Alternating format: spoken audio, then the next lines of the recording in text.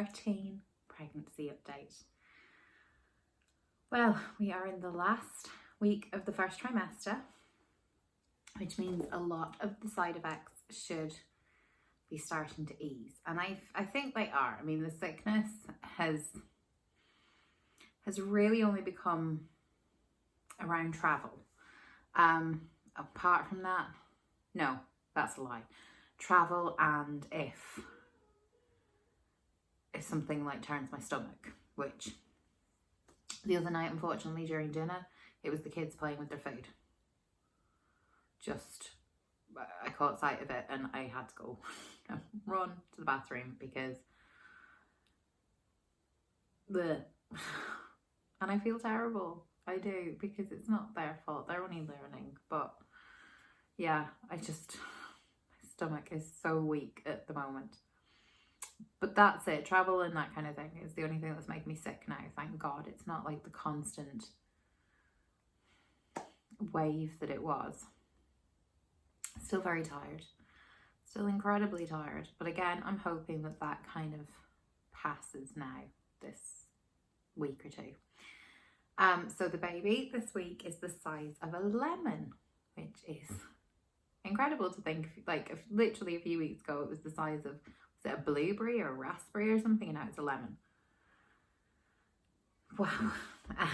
It's an ounce in weight and it's 3 inches long. So that's like a half an inch grown from last week. So sorry, I'm saying so a lot. It's just like, it's really mind blowing when you think about it. What your body can achieve, what, you know, your baby's up to. It was crazy.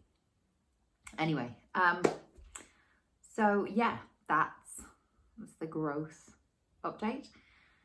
This week I had my first midwife visit, which was quite strange. The past, when I've had to go to midwife visits, it's just been held in the hospital in like the outpatient department, whereas now, because of COVID, they have moved it to like a local private hospital, which I suppose when you go to a new place, it can be a bit unsettling. So I was a bit unsure, but I went, I managed, and it was good and it was bad. it was good in the sense that I saw my own doctor, and I saw the baby again. Just a quick hello on the scan, but everything was going well. And I saw my doctor, which she has overseen my care for Amelia and Harry, so it's nice that she's doing all 3 of them. It was very anxiety ridden though, because the staff had done a really good job. Like, you had obviously to wear a mask, you got your temperature taken in your ear on the way in, and they had marked off the seats where you could sit and you couldn't sit. Excuse me. But unfortunately, once we were in there, a lot of people weren't wearing their masks properly. And that just makes me so incredibly anxious. Like, you know, why is your nose out? Why? What use is that in preventing flipping virus from getting out if your nose is just hanging out there? Like, I put something up on Instagram in a fit of kind of annoyance, but I do stand by it. And really, if somebody had got up and walloped their boobs out, like if they'd been walking around topless, the boobs out, I would have been way less offended. I wouldn't have been offended at all. If somebody had got up and whacked their hoo-ha out, to be perfectly honest, I would have been like, yeah, fair enough, as long as they were wearing their mask properly. You see all this nose out shit, just, I mean, there are signs everywhere that tell you how to wear a mask. All of these people that aren't wearing it properly, I mean, they must have seen, I don't know, a medical show at some point in their life. I mean, they're everywhere. You can't escape them. So they must have seen people, you know, on TV wearing masks and wearing them correctly. So I'm sorry, I'm going off on a rant. It just, masks are like a very sore point, because I just think it's beyond selfish. But yeah, so a few people not wearing their mask properly. And again, you weren't allowed your partners in, so everybody was there on their own. And then there was this one girl whose fella came in halfway through and sat down and was like, I think they were even having an argument. They were just like, so me and, you know, a couple of the other women were kind of looking at each other as if to say, and nobody seemed to be doing anything. And it was like, well, what the fuck? Like, why are we sitting here like pricks on our own? And she's, you know, but then a very brave nurse came over, and because they were, not to cast aspersions, but they were not, how could I put this? There was an attitude on them, a very bad attitude on the pair of them. And they were very loud and they were very obnoxious. And she was a very brave nurse who went up to them and told your man to get out, which I was very thankful for. And I even said thank you to her on the way out, because that took some guts, because they were not, what's the word I'm looking for? They were not the most approachable, there we are, people. So yeah, that was the shit bit. I went into my midwife appointment, because you see the midwife first and then you see the doctor. So the first bit I went into the midwife, and she obviously had in my notes that I have mental health problems, and it's great that they keep an eye on you, and they obviously are concerned about your well-being, and that's really good, because years and years ago they wouldn't have given a shit. They just, you know, whatever. Whereas now they're really concerned, which is good, but it does kind of feel like a bit intrusive at times. Like some of the questions they ask and how they kind of not talk down to you, but sort of okay, so like I'm 36 years old. I know, baby face, but I am. And so I've had depression for 24 years. I have had PTSD for 20 years. I have had BPD and anxiety for 15 years. So I kind of know where I'm at. Like, I know my stuff. Not an expert on anybody else, but my shit, I know. And have somebody talk kind of to you as if you're just new in off the boat and you've no idea what's happening. It's a bit kind of like, you know, you sit there, you're polite, you smile. Yeah, a lot, but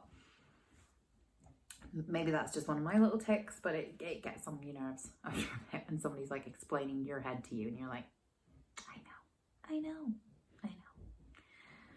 So she was kind of on and on and on, and had your doctor got back to you, and your doctor needs to do this and your doctor needs to do that. The doctor actually had phoned me and left a message, but I was in with the other doctor. My GP, rang me, left a message. I had to ring her back, but I was in with my consultant, my gynae consultant at the time, so I couldn't answer. So I had to ring her back later. But yeah, so there was a lot about my mental health, and, you know, just very kind of intrusive questions. And like, you know, do you feel anxiety? Do you feel anxiety about the pregnancy? And I was like, well, yeah, I've had miscarriages. Of course I have anxiety about the pregnancy. And she's like, oh, right, okay, writing it down. It's like, you know, I think that's perfectly normal when you've gone through a bad experience to have anxiety, because you don't want that to happen again. Like, I don't think that's anything specific to my crazy brain. I think that's pretty normal. And do you have any anxiety about anything else? And I was like, yeah, it's a flipping worldwide pandemic going on. Who's not going to have anxiety about that? Like, and she was like, well, yes, I suppose everybody's a bit worried. I was like, okay, yeah, I guess there's a scale, you know, I'm a bit worried to bloody terrified, and I'm maybe like here because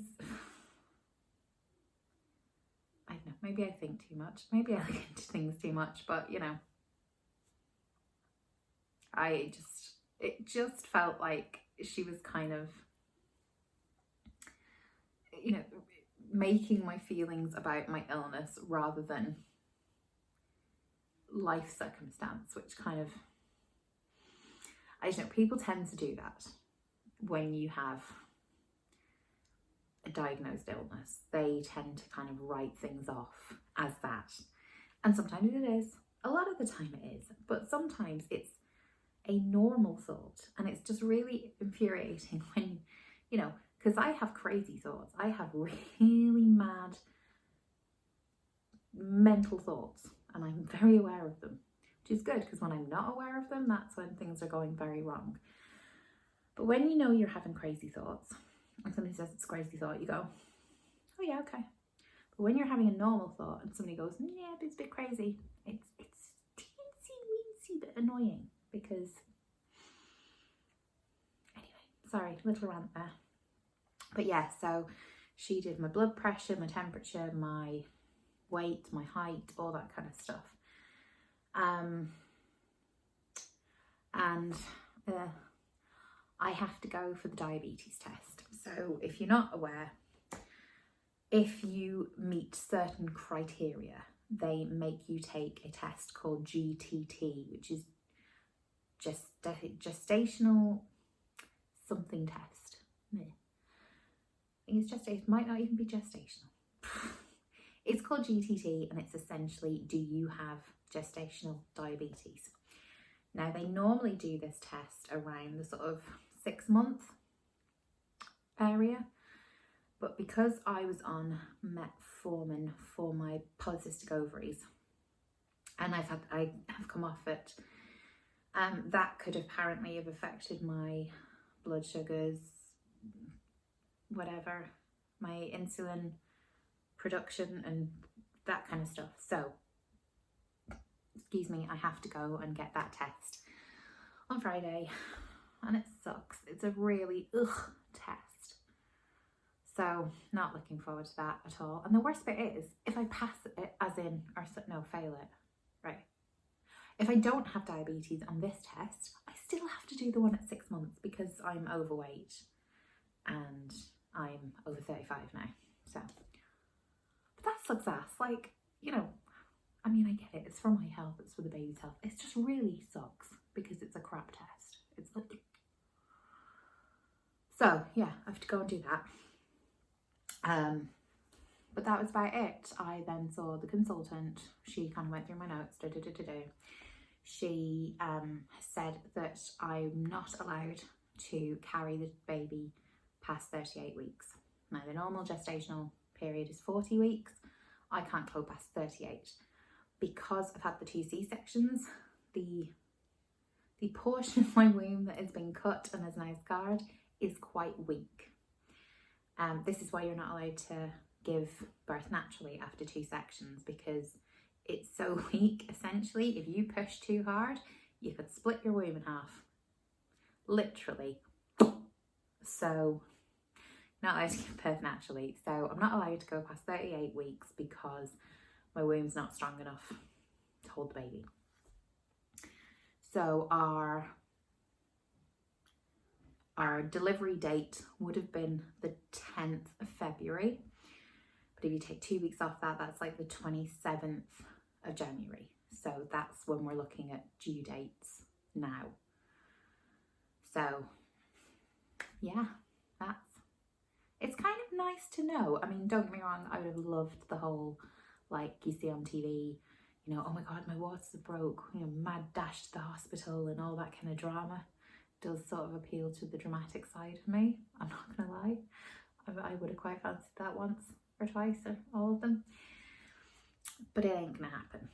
So we get on board with the planned C-section, but it'll be good in the sense that I can organise the other 2 kids, you know. It's going to be difficult because we have nobody to mind them at the moment. You know, I don't have any brothers and sisters. John's 2 brothers live in England. John's father isn't in the best of health in England. My mother's not in the best of health up north. So there's no grandparent help. So right now, I guess that's causing me a bit of anxiety. I have no idea who's gonna mind the kids while I have a baby. I mean, I'm literally scared that John's gonna have to stay at home and mind the kids. I'm gonna have to go and have a baby on my own. That's a real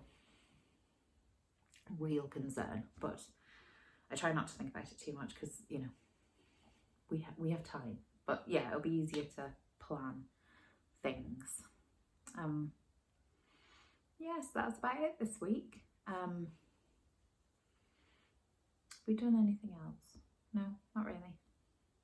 It's been warm this week though. It's been like that muggy, clammy, bleh. It's been hard to sleep. Very hard to sleep. That's about it, I think. I've still not given in to the junk food cravings. I'm so... I mean, don't get me wrong. Every night when we're discussing what we're going to have to take for tea, I'm like, oh my God, I want crazy food. I want crazy food. But then when I eat something good, I'm like, yeah, well done, me. Well done. So I've not given in yet.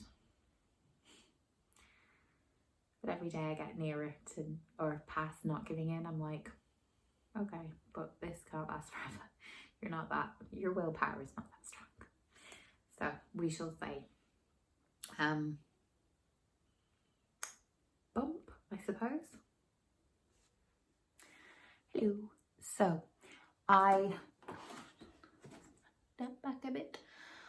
I think there's a slight difference. It's hard to tell because all my pants are elasticated, so I can't tell if they're getting tighter or not. So you can be the judge and help me. Here we go. These probably aren't the best pants for doing this in, but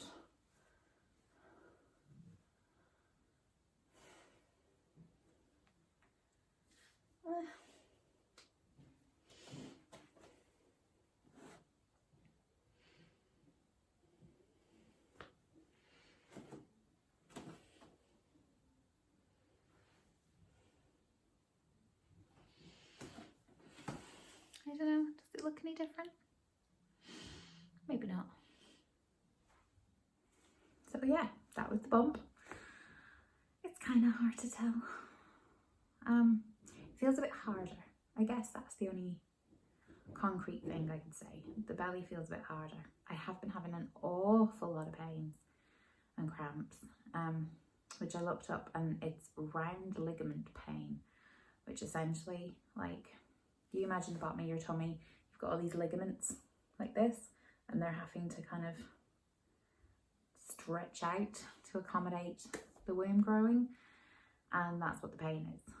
And it's very kind of, it's like a dull cramp at first, like a period pain, and then suddenly it's like ka-cha, and it feels like somebody's literally just walloped you with something. It's like, whoa.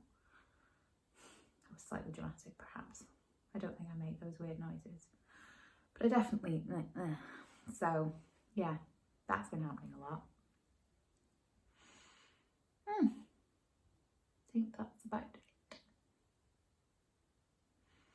Have I told you everything? I think so. So, oh, the pregnancy announcement. I had kind of wanted to get it done by now, but I can't really settle on what I want to do. I found a cute picture to use, but I was thinking, like, do I want the 4 of us in the picture? Do I just want the 2 kids? You know, and it's proving quite difficult because whenever I've tried to kind of set things up, the kids are not playing ball. They're not interested. So I don't quite know how I'm going to do it yet, but I want to do it in the next week because I want to tell people. I'm at that stage now. Like, you know, I want to celebrate. I want to, hear all the jokes about my lockdown baby. There's been a few already. So yeah, hopefully by the time I film next week, I will have made the big announcement. So that's it. I am gonna go. Poof. If you like this, if you're interested, which would be very nice, like and subscribe, and follow me on Instagram at a.spoonful.of.wtf, and you will see the pregnancy announcement there first. I don't know why I'm telling you that, because you won't, because it will have happened by the time I publish this. That was silly. I apologise. I'm not thinking clearly. My brain has gone to mush. Anyway, I'm going to go now. Thank you for watching. Bye.